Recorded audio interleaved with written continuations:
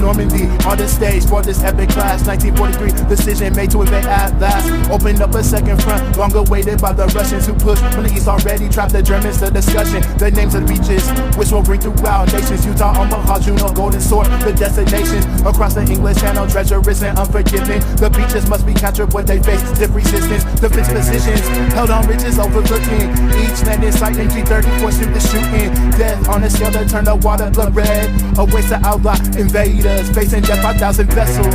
160,000 men lead the assault to take the beaches, then push in through northern France, liberating all of them. The Germans retreat steadily towards Berlin. June 6, 1944 is the day the Germans feel the pinch from the east and west. They'll say this is the true beginning of the end. You see victory across the channel to be Germany.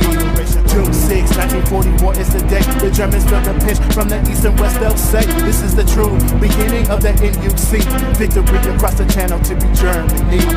Overlord. Yeah. Hitler put Rommel in charge up north of building fortifications. The Atlantic Wall, they had disagreements on where the attack would occur. Hitler believed not Normandy, but further up the coast. So they focused most of their efforts up there and left Normandy sparsely defended, unaware that this was the place, yes indeed, of their plight. This oversight would be costly in this fight. Deception by the Allies also played a role, believe. Operation Bodyguard staged a ghost army, further convinced the Germans that this is indeed the focal point of the assault. The siege in southern Britain, the true invading force amassed, awaiting the day where they ride to clash with the opposing forces, not knowing if they'll last to make it back home after the war has passed. June 6, 1944 is the day the Germans feel the pinch from the east and west. They'll say this is the true beginning of the end. You see victory across the channel to be Germany. June 6, 1944 is the day the Germans feel the pinch from the east and west. They'll say this is the true beginning of the end. You see victory across the channel to be Germany.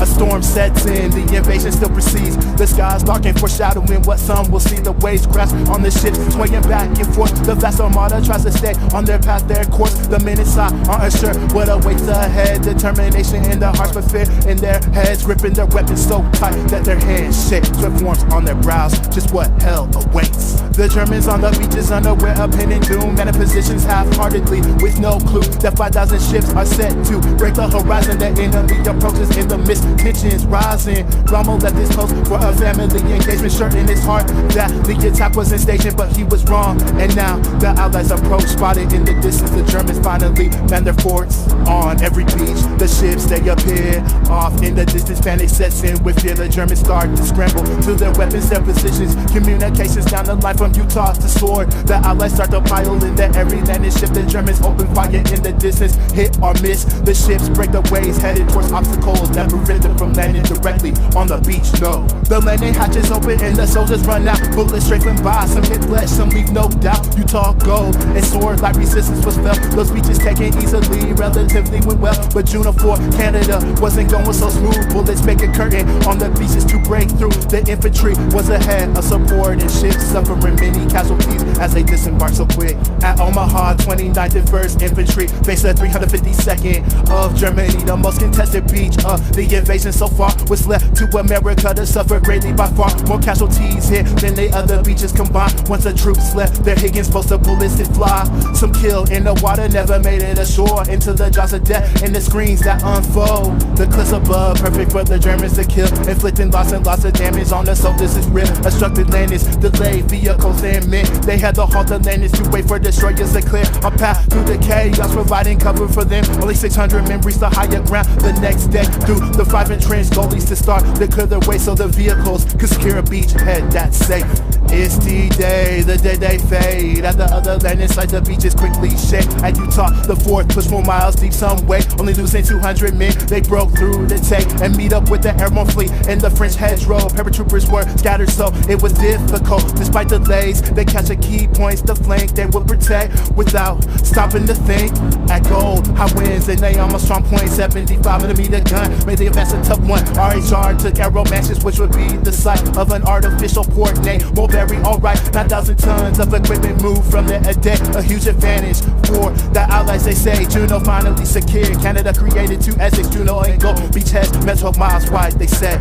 It's D-Day, the day they fade. The Germans fall back to the hedgerow, wait to ambush there. The outlaws aware of the tough task ahead, but they fight, don't care. More men are flooded in on the beaches secure. They move to liberate France, the Germans destined to lose. The Nazis now being pinched from two sides, it's true. Hitler retreats to his bunker and denial, a fool.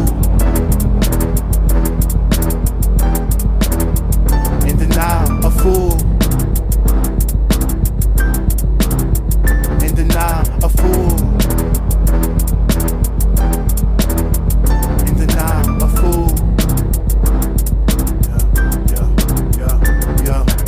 It's D-Day, the day they fade. The Germans fall back to Germany. Soon they'll say that this was the final blow to their fate. The river Rhine make a stand, but it's all in vain. German cities being bombed, a firestorm to break the will of the people, but no surrender was shake. Time is now running out on the fifth or right. Two fronts closing in with Berlin in their sights. It's D-Day, the day they fade.